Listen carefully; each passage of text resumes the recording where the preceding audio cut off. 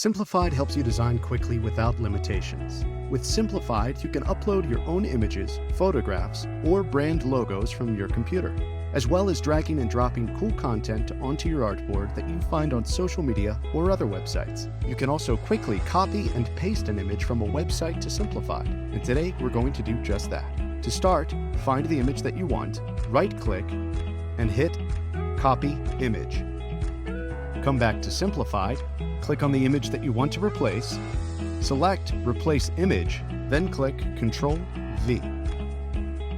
This uploads your image into your assets and puts it directly onto your artboard. You can then resize and crop.